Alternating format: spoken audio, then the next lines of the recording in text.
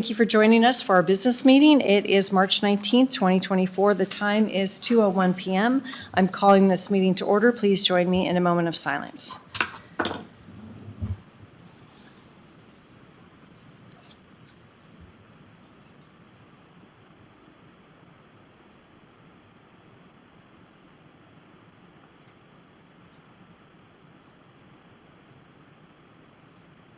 All right, and Mr. Wickman, would you lead us in the pledge? I pledge allegiance to the flag of the United States of America and to the republic for which stands one nation under God, indivisible, with liberty and justice for all. Okay, thank you. Changes to the agenda. Hearing none, we will go for public comment. Hearing none, we will go to, I'll accept a motion for minutes. I move that we approve the meeting minutes, items 1 through 4. I second the motion. Bill Brooks, Aye. Commissioner Matari, Aye. Chair Duncan. Aye, and consent calendar. I move that we approve the consent calendar, items 5 through 17. 19. Oh. Okay, yep, you guys. I have the right one. Do you have the right one? Yeah, it goes through 19. It was Oh. updated afterwards, Okay. Bill. We So- should let's get him Yeah, can we get copy. Bill Through Sorry, 19. this one's the wrong one, too.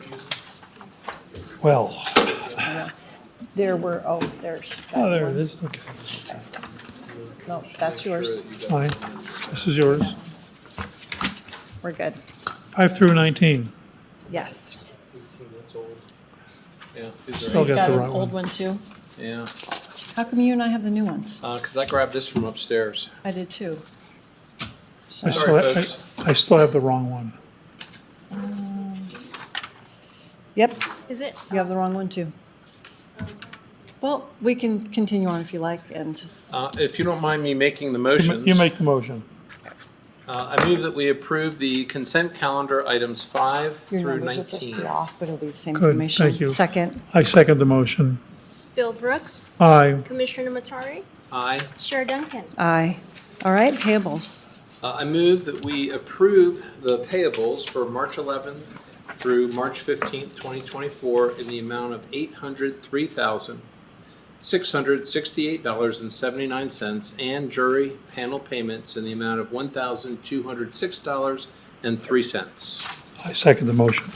Bill Brooks, Aye. Commissioner Matari, Aye. Chair Duncan. Aye. All right. Item 21.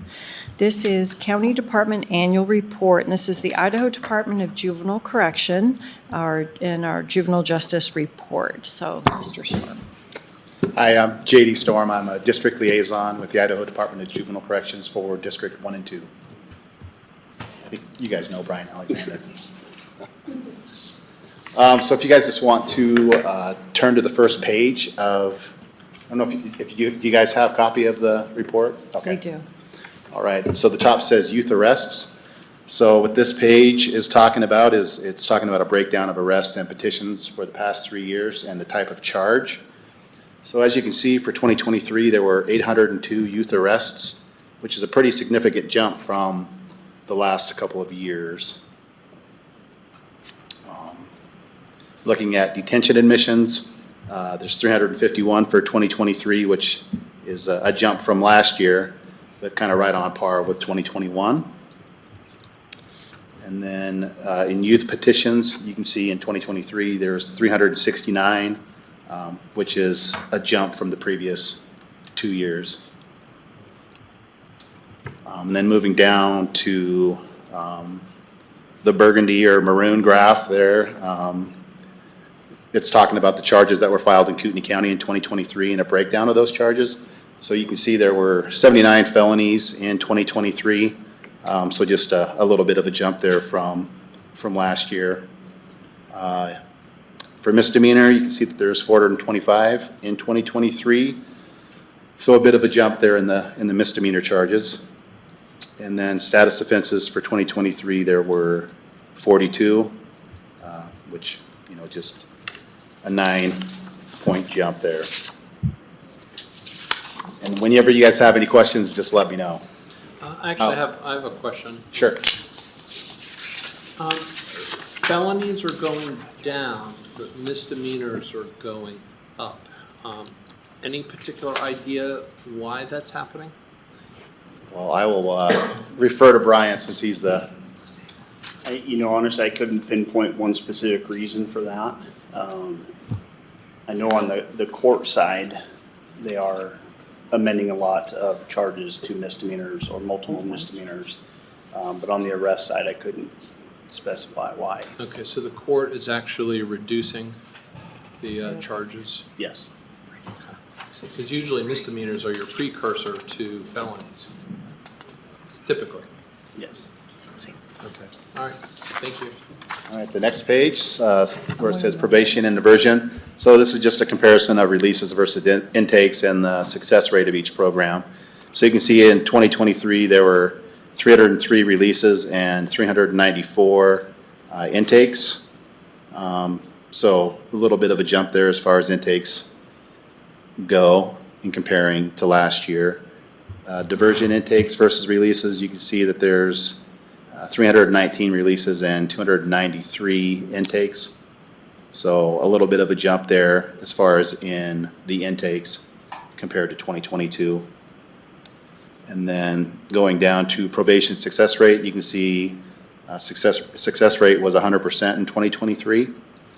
And I mean, that's comparing those to the last 2 years, it's, there's not a whole lot of difference there in the numbers. What does success rate mean? So I would like for our numbers to, I guess, to be a little more strict in that.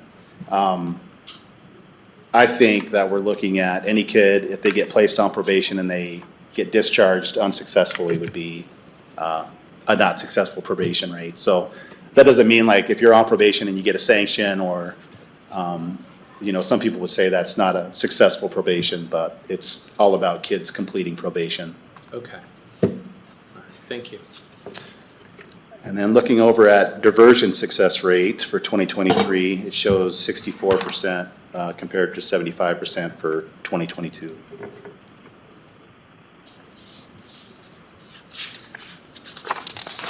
And then the next page, it says intake at the top. So this is an overview of the area's average youth offender. And it shows, the ages of the 14 to 16-year-old white males being the bulk of the kids that are on probation. And that's been pretty consistent, has been consistent with Kootenai County for a long time and generally for the state of Idaho as well. It's usually that age range. You can see that they make up 81% of the kids that are on probation. And then looking at age at point of intake, you can see 56% make up that 14 to 16 age range. One thing that we're seeing, I think, across the state, not necessarily maybe in Kootenai County, maybe Brian can speak better to it, but we're seeing more of that 11 to 13-year-old youth being on probation and getting in trouble at an earlier age. And that's been kind of a trend we've been seeing across the state. I noticed that at point of intake, you have greater than 18. Now, is that because they were initially in the juvenile system and they turned 18? It can be that, or it could be they committed the crime and were charged prior to 18. Okay. Okay. All right. And then looking at gender at point of intake, it shows 36% were female and 64% were male. Another thing that we're seeing across the state is there being more females that are getting in trouble.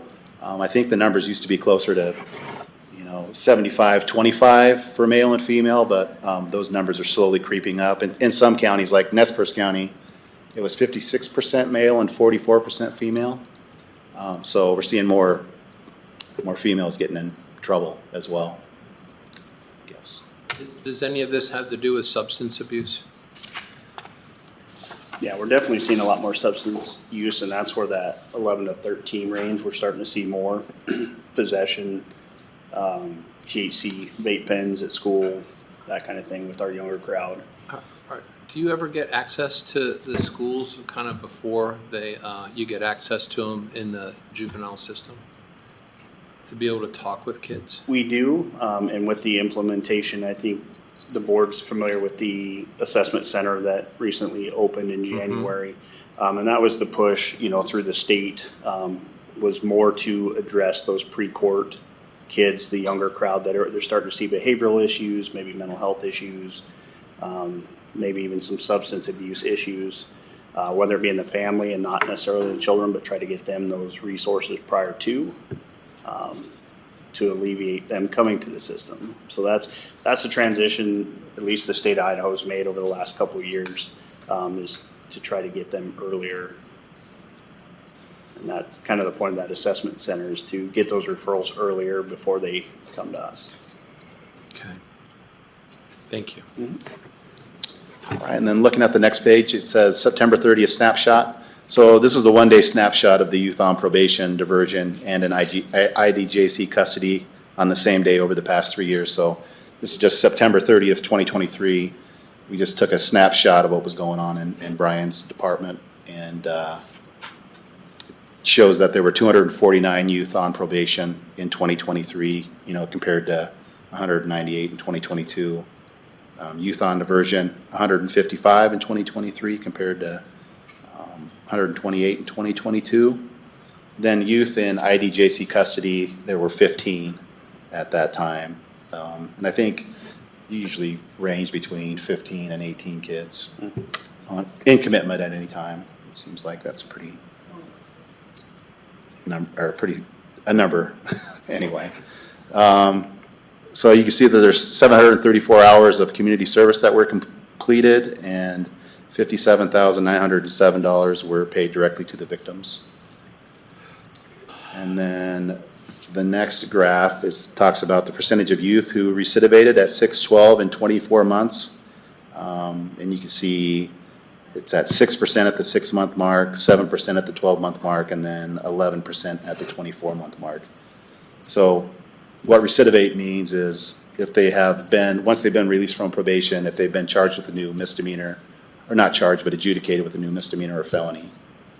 So I think that number shows that kids that engage in probation in Kootenai County, they must be learning something, because those numbers are pretty good. Well, not pretty good, they're very good. And then the last page, it says state funds at the top. So this is the funds received from the legislature, funds spent on juvenile treatment in the community, and the percentage of juvenile justice budget these state funds make up. So Brian's department received a little over $240,000 from the Juvenile Corrections Act fund. They received $389,813 from the tobacco and cigarette tax, and $58,140 from lottery. And then the next graph talks about state behavioral funds spent on juvenile treatment in the community. So that first graph that says SUDS expenditures, so that's any kind of money that if kids, isn't it, if they're on Medicaid, then they're... Yeah, so Medicaid will cover a lot of those treatments, but it's for the juveniles whose family don't have Medicaid or private insurance that won't cover that. But you see that number, kind of what you were going with the substance use, that figure is all for substance use treatment, whether it be counseling, UAs, that kind of treatment. Yeah, so Brian was able to ask for and get $136,883, and 83 youth were served with that money. And then the CBAS expenditures is for mental health and behavioral addiction treatment needs. And you can see that 37 youth were served, and $29,820 was spent. And then the last is just, it's explaining the percentage of state funding that makes up Brian's budget. You can see 30%, 29%, and 35%. So it's a pretty solid number. The funds, like the JCA money and the tobacco and cigarette money, are kind of the same year to year. The lottery, it can fluctuate because it's based on lottery winnings. So, any questions? Oh, I feel like I have a lot here, because you Yeah. look at these numbers and there's a lot that you can infer. Sure. You know, what it looks like is we're seeing a 20 to 25% increase on activity between 2022 and 2023. And, you know, there's a lot of ways to look at this. One, it could be considered a leading indicator for what the jail might have to contend with in the coming years. That's one thing. The other thing is, do we track length of residence? You know, is it growth? Is it new residents that are moving here and we're being kind of forced to deal with some of the juvenile issues? Or is this, you know, a different segment? I think it's all the above. I mean, we are seeing an increase of kids from out of state. We do have interstate kids from other states. And it increases this time of year with Silverwood, triple play, with people coming inevitably. Somebody gets in trouble or does something and then they leave, so they become part of our numbers that aren't part of our population. Is that similar to the coming here on vacation, leaving on probation Yes, slogan yes. that we try to avoid? Try to avoid, but with the juveniles, it seems every year you'll see that influx, you know, especially with Silverwood and that stuff. So we do, and then we also get kids from other counties. They'll move here. And do we look at where they live to see if, for example, if we have substance abuse issues, can it be tied to a particular school, you know, or some part of the county where efforts could be made in law enforcement? Because once these children get hooked on these drugs, and these are serious drugs now, this isn't like, you know, 30, 40 years ago. I would They say, become a big problem as time goes by. I mean, if you're going by that, Post Falls, I mean, school district, high school would probably overtake the others only because they have one high school, so it's not distributed amongst others. But our caseloads are higher in Post Falls. The city of Post Falls is definitely a bigger issue than Coeur d'Alene or Rathdrum, Spirit Lake area. Okay. Yeah, this is a troubling trend. So, thank you. Yeah, just two questions. What is the drug that is the most, you know, we have the most abuse of? Fentanyl or meth or what? Marijuana with the juveniles. Marijuana, Yeah. okay. Yeah, especially How- with it being in Washington. I mean, now it's like, you know, shouldn't say this on the record, but you know, when you were in high school and you had to get somebody to buy it for you, I mean, it's the same over there. It's just easy access. Okay, It's, yeah, with all the dispensaries over there, it's not hard to get. Social media, you can get on Snapchat and any of those social medias and you can order your drugs and they'll deliver it right to your house. So these kids it's not hard for them to get anything. I mean, from marijuana to fentanyl, they can get it all. Marijuana is our most used. every time you come before us, I think you're doing a good job. But is there anything we can do as a board of commissioners to make that better? Honestly, not on the commissioner side. I think it's just more the law enforcement community just trying to, you know, and it's a struggle to get patrol to deal with juveniles appropriately, I think. I think a lot of agencies want to deal with them with kid gloves because they're juveniles, which in some aspects is appropriate, but I think they try to treat every situation that way, and it does cause problems because you have kids that probably should have been addressed earlier, and it hasn't been. So by the time it finally hits that felony mark, they're with us, and we lost that opportunity to get in there. So I think it's more on the law enforcement side to utilize us a little more pre-arrest, you know, to help get resources and maybe talk to the family and help them out before they actually hit the system. Thank you. What about the school systems? I mean, is there something that we could do to try to work with them to help, you know, stem some of this activity? There's probably a lot we could do. It's whether they'd be receptive to it. There's schools out there that will have a drug dog come out to the school, but they'll limit where it can search because they know it won't find anything, so they can tell the public, hey, we don't have drugs in our school. it's more of a perception thing than actually addressing the issue. And then there's some schools that are very proactive, with loving having us in the schools to talk to kids, seeing the kids.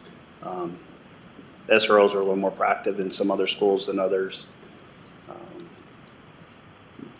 I think it's just getting the district on board and being consistent. Well, and I'm sorry, I feel like I'm We normally injecting have, here. sorry. We normally have this in a one-off meeting. We don't normally do it in our business meeting, but, I mean, so that's fine. It's what it's here for. These numbers are just so troubling in my eyes. And so offline, I would love to be able to sit down with you and talk more about what can be done. I realize that the county has its own purview of authority, and it doesn't really, have authority over the schools or the cities or anything like that. But I think that, our children, in this community, we have to do what we can. And so I think working with leaders in these other districts and trying to understand what we can do, because in the end, the world doesn't care if these kids fail. It just doesn't. And if we're reducing misdemeanors or felonies down to misdemeanors, we're just padding the numbers, is the way I see it. So I'd like to be able to talk with you more about that. And thank you. I realize this is just a report. It wasn't meant to be, an inquisition, if you will. So. Okay. All right, thank you. All right, so we're going to go back to the agenda that's online. So not the agenda you and I have. So, Oh, boy. yeah, I don't know what happened, but sometime after it was posted, OnBase added 2 items. So we've got that going for us. All right, so we will be on item 19, and we want to accept this report, so you need a motion. Yes, please. Okay. Bill, would you like to do that, or you want me to do that? You go ahead. All right. I move that the board approve the annual report from the Idaho Department of Juvenile Corrections and the Juvenile Justice Report. Do we approve it or accept it? Accept it, I guess. I second the motion. Bill Brooks, Aye. Commissioner Matari, Aye. Chair Duncan. Aye. All right, item 20. This is the Orthoimagery Flight 2024 with Pictometry International Corp and our IT department. So, Mr. Christensen. Dave Christensen, the GIS manager here at the county, for the record.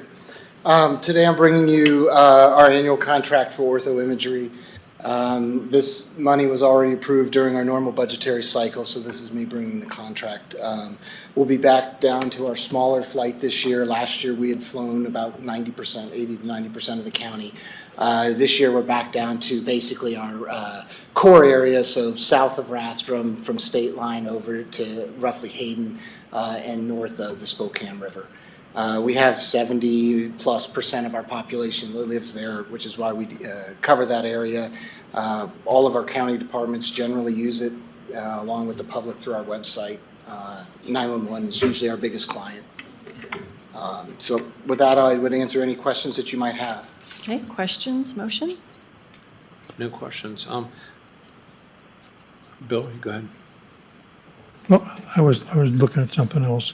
All right, I move that we approve the Orthoimagery Flight 2024 with Pictometry International Corporation and IT. I second the motion. Bill Brooks, Aye. Commissioner Matari, Aye. Chair Duncan. Aye. Thank you, Dave. All right, I'd like to handle item 22 before 21 because we need to approve the program of projects before we approve the public notice. So, item 22, board approval request. This is for Kootenai County Public Transportation, the proposed FY25 program of projects, and the FY24 partial apportionment with our transit. Mr. Engel, please. Yes, thank you, Commissioners. Chad Engel with the Transit Department for the record. So before you today is the proposed program of projects for fiscal year 24 through 29. We have our partial fiscal year 24 FTA 5307 annual apportionment at $1,161,615, as seen in the lower section. The program projects shows where we will allocate funds to eligible activities. This is a mandatory annual process from FTA. which we are presenting to you for approval. If approved, we will then publish a notice in the paper for a public hearing on April 30th. The information will then carry forward into the TIP, which is the Transportation Improvement Program with KMPO, and then to ITD for the STIP, the State Transportation Improvement Program, in order for us to be able to apply for our 5307 apportionment funds with FTA. Okay. When does KMPO approve this? It's in April. April? Yep. Okay, after your public? No, not after. It will be, yeah, so we submit it after the public comments. So it'll be April 30th is that, and then we submit it to them right after that. Okay, so after the early business May. meeting. Yep. Okay, Yep. perfect. Any other questions or motions? Yes, on the proposed program of projects, it can be amended, I take it. It's not, we're not stuck with it for the next. It's not final yet, no, Yeah. that is correct. And then where do you plan on having the public hearing? It'll be here. So we generally have it in the business meeting. So anybody who has comments, they can come forward and give their comments about the Yeah, program. the only issue is that it's just in conflict with another public hearing that we have on the business meeting today. Does it have to be April 30th? That's just what we had put forth to the BOCC office and pushed forth. So if it's something that needs to be changed, we can look into it. We just have our deadline with getting it to KMPO is why we set that date. Sure. Can you not have two public hearings on the same day? What time would you have the public hearing?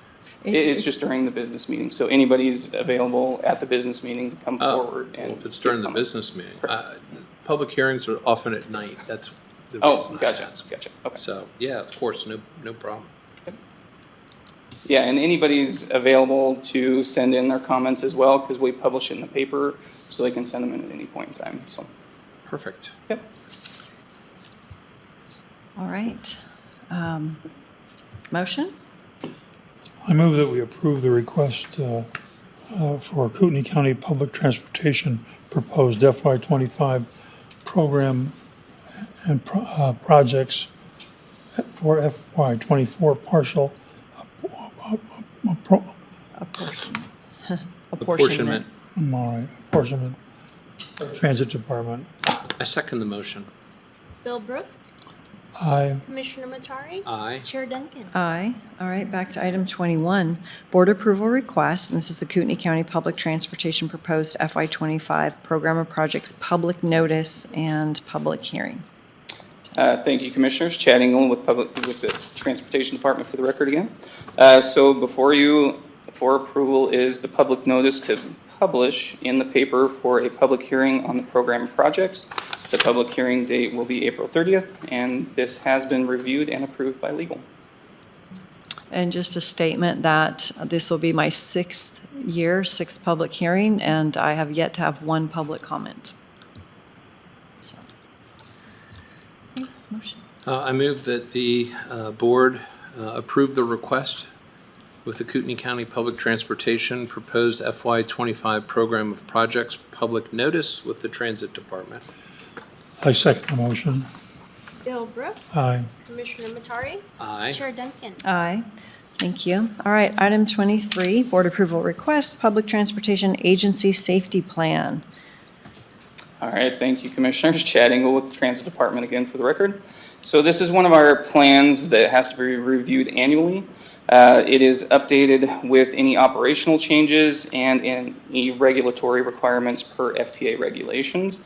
So we are asking your approval of the current version. Legal has also approved and reviewed this. Okay, questions, motion? I move that we approve the request for Public Transportation Agency Safety Plan with for the Transit Department. I second the motion. Bill Brooks, Aye. Commissioner Matari, Aye. Chair Duncan. Aye. Item 24, board approval request. This is a closeout of public transportation awards. Yes, thank you, Commissioners. Chad Engel, Transit Department. Before you is a list of closed awards during fiscal year 23 and 24 to date for public transportation. These awards were fully expended as documented on reimbursement requests, echo drawdowns, and quarterly grant snapshots reviewed and approved by the Auditor's Office. Okay, questions, motion? I move that we approve the request for the Closeout Public Transportation Awards and the Transit Department. I second the motion. Bill Brooks. Aye. Commissioner Matari. Aye. Chair Duncan. Aye. All right, item 25. This is the 2023 and 2024 agreement amendment with Area Agency on Aging. Yes, thank you. Chad Engel last time with the Transit Department. So this is an amendment to the agreement with the Area Agency on Aging, providing match for the FDA 5310 Ring a Ride program. So the Area Agency on Aging had additional funds to allocate towards transportation. So they're increasing their reimbursement amount. The term of this amendment is until June 30th, 2024, and legal has reviewed and approved this. Okay, questions, motion? Can I just make a comment? Yes. Thank you for what you're doing. You're stepping in very nicely. Thank you. I move that we approve the 23-24 agreement amendment for the Area Agency on Aging in the Transit Department. I second the motion.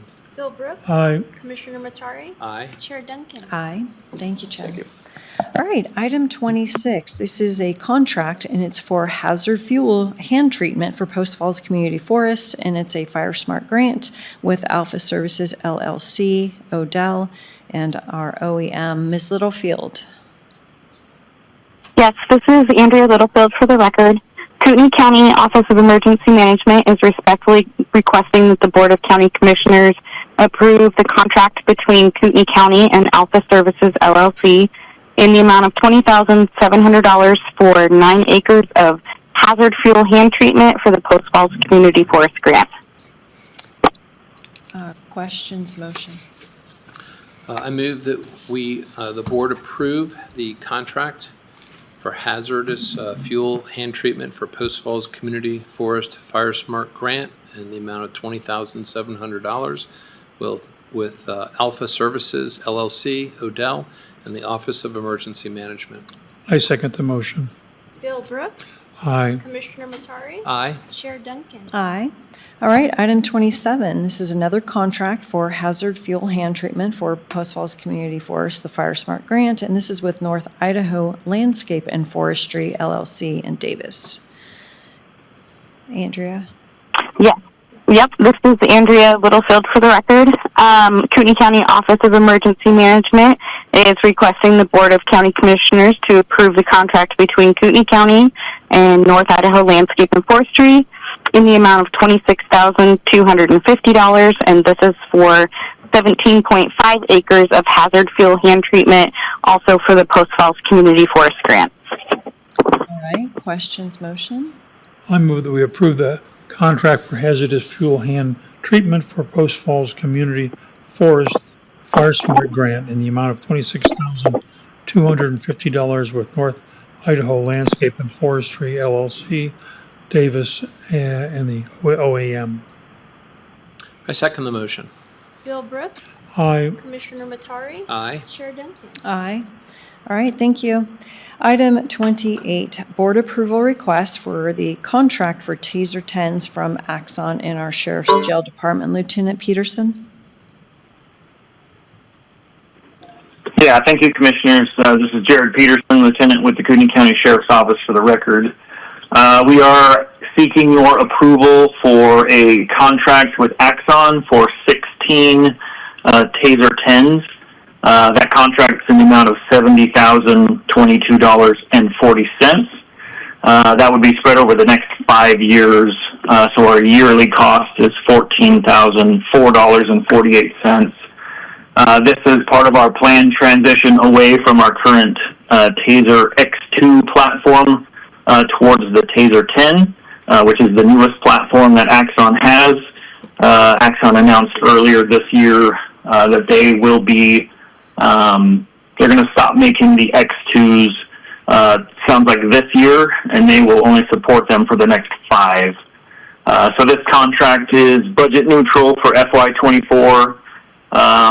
And then going forward, it should be budget neutral for the remaining 5 years. All right. Question, what do you do with the tasers? Because it just sounded like the ones you have now will still be supported for 5 years? They will. So part of this contract is we're basically getting credit for those X2s that we will be returning. So by entering into this contract, we end up getting value for those when we essentially trade them in. So the total savings on this 5-year contract is $24,377.16. So that accounts for some of the value on that trade-in. All right, any other questions, motion? No questions. I move that the board approve the request for the contract for Taser 10s from Axon and the Sheriff's Office in the jail. I second the motion. Bill Brooks. Aye. Commissioner Matari. Aye. Chair Duncan. Aye. All right, item 29, board approval request. This is a termination of contract with public safety testing. And Under Sheriff, are you taking this, or is Marcia on the phone? Okay. Yep, Marcia Higley for the record. We are just seeking approval from the board to terminate our contract with public safety testing. Our contract is set to expire on June 30th. And they require that we give them a 60-day notice. Okay, questions, motion? I move that we approve the request to terminate the contract with public safety testing and the sheriff's office. I second the motion. Bill Brooks. Aye. Commissioner Matari. Aye. Chair Duncan. Aye. Ms. Hagley, what are we using going forward? Or what's the Sheriff's Department doing? We have actually purchased a new written test that we will proctor both in-house and we can proctor remotely as well. Perfect. Thank you. All right, item Thank you. 30, bid award, bid number 2024-S, H0220, and this is the jail generator upgrade, and it's for the architecture and engineering. And Caitlin Smith, are you going to speak to this? Yes. Yes, Caitlin Smith for the record. The document for the board's approval today is the Notice of Award memo addressed to Kaufman Engineers. They were the only respondents to RFQ 2024-SH0220 for design and engineering in connection with the jail generator upgrade project. So they were, by default, also the highest scoring. With your approval of Kaufman's selection and this notice of award, we will proceed to negotiation with Kaufman on a contract and fee, and that'll be presented to the board in a future business meeting. Okay, questions, motion? The only question I have is, do we need to put Kaufman in here or just? Yeah. All right. Yeah, it's a bid award, so yes, correct. Okay. Want to do what? Kaufman, we need to mention the people who won the award, which is okay. Kaufman Engineers. I move that we accept the award bid 2024-SH0220 jail generator upgrade, architecture and engineering with, what's the name of it? Kaufman Engineering. For the auditor's office. I second the motion. Bill Brooks. Aye. Commissioner Matari. Aye. Chair Duncan. Aye. Okay, item number 31, board approval request. This is carpet replacement estimate for the Post Falls DMV. It's with great floors, in the amount of $8,535 in our building and grounds. Mr. Manley, please. It's actually not Post Falls, it's admin. That's what I was wondering. It's right here at, on campus. I don't think that matters, does it, Dave? No. Okay. I'm just requesting $8,535 to be taken out of my 5-year plan money to recarpet the employee area of the DMV. Okay. So from the fund balance from the 5-year plan. Yep. Okay, questions, motion?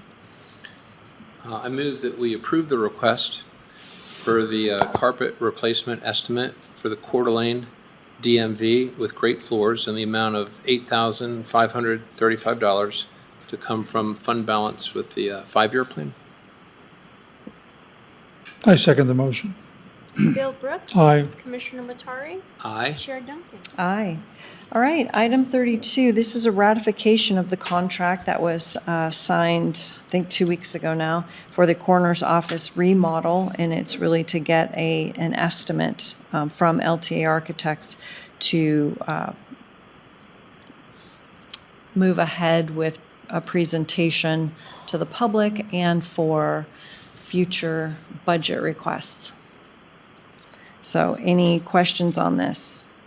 Dr. Duke spoke to it a couple weeks ago when we approved the contract in this meeting. No questions. Motion. I move that we ratify the contract for the coroner's office remodel LTA Architects and the BOCC. I second the motion. Bill Brooks. Aye. Commissioner Matari. Aye. Chair Duncan. Aye. All right, item 33, board approval requests. These are Bouten change events, number 25 and number 26. These are value additions, and it has my name here, but I thought I saw John earlier. We've been over this in several meetings now. Even this morning, we talked about the 8 changes for item 25, which I think it was all 3 of us agreed on. And then 26 was the addition of the stainless steel handrail, which I believe Commissioner Matari and I are in agreement on. So any questions or motion? I move that the board approve the request for Bouten change events number 25 and 26 with the value additions and the BOCC. I second the motion. Bill Brooks. No. Commissioner Matari. Aye. Chair Duncan. Aye. Bill, would you like that split into 2 motions so you can vote for the first one and not vote for the second one? I don't think it makes much difference. Okay. All right, item 36. This is a public hearing notice for County Commissioners' quarterly town halls, and Commissioner Matari. Yes, this is just a continuation of what we discussed and conceptually agreed to last week on the status update meeting. And so the proposed first public hearing, kind of a town hall with the commissioners where we could take questions, we could talk with the public at large and have the meeting clerked, would be April 30th, and then I would propose July 30th, October 29th, and January 30th, 2025 to cover 1 full year. Bill, thoughts? Sounds fine to me. Okay. The only thing that I would have an issue is January 29th will be a new board, or January of 2025, and so I would just ask that we not agree to that one. But I believe the July one and the October one should be fine. Well, we can always change it afterwards, but at least it's on the schedule. I mean, a new board, I guess the board could decide that they don't want to do it.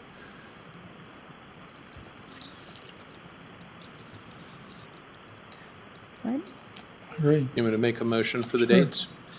I move that the board approve the public hearing notice for the County Commissioners Quarterly Town Hall for April 30th, 2024, July 30th, 2024, October 29th, 2024, and January 30th, 2025, and that would be from 6 to 8 p.m. those evenings. I second the motion. Bill Brooks. Aye. Commissioner Matari. Aye. Chair Duncan. Qualified aye, that we can change them if we need to.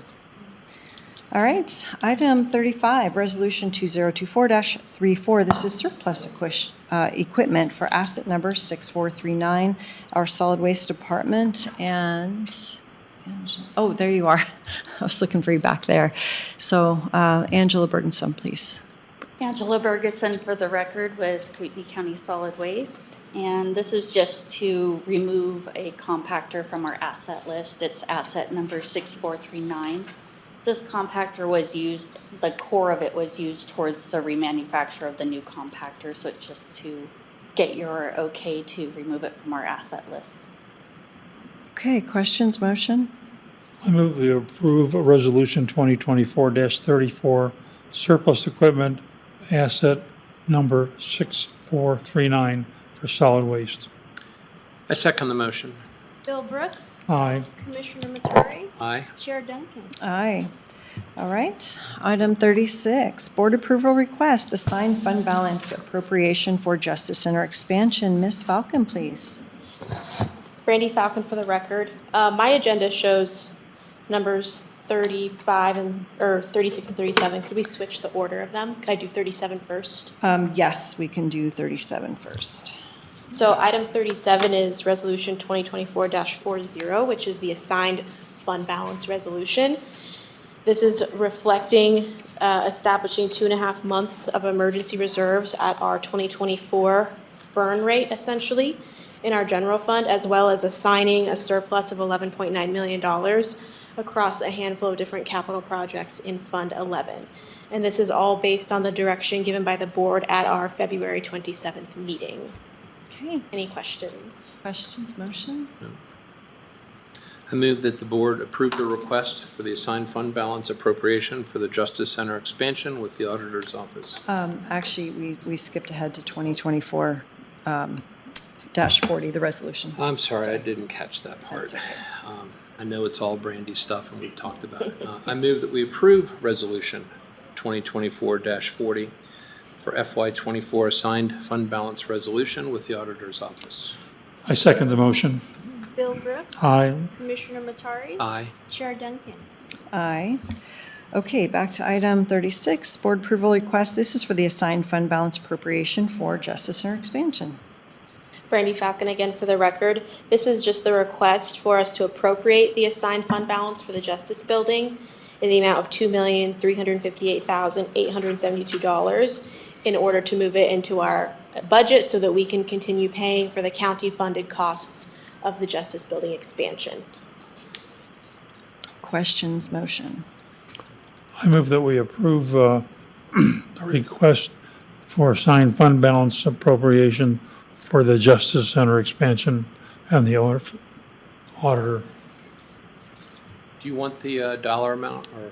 is that- In the motion, I stated it on the record, so I don't think it matters. I second the motion. Bill Brooks. Aye. Commissioner Matari. Aye. Chair Duncan. Aye. All right, thank you. Item 38, board approval request. This is an extension of a major subdivision, 18-0002, and it's with our Community Development Department. Director Callahan, please. Commissioners, David Callahan, Community Development Department. From time to time, we occasionally bump into the code's limitations for extensions. By that I mean the Land Use and Development Code, certain parameters. We've met those parameters in this case. However, I'll say this right in a moment, stopping date is based on the logic that plans ought to not hang out there indefinitely because conditions change. In this particular case, conditions have not changed. It seems silly to drag the owner and his engineers through an entire new review because it's costly and time consuming. And this really comes down to one of the cases where I don't have authority to approve this, but you do. I've run that by Pat Braden and he agrees. Okay, any questions? Motion? I move that we approve the request for extension for MSP 18-0002 and community development. I second the motion. Bill Brooks. Aye. Commissioner Matari. Aye. Chair Duncan. Aye. All right, thank you. I'll call for public comments. Anybody on the line, Jonathan? All right, 2:49, meeting adjourned. Thank you all. So we're gonna have to figure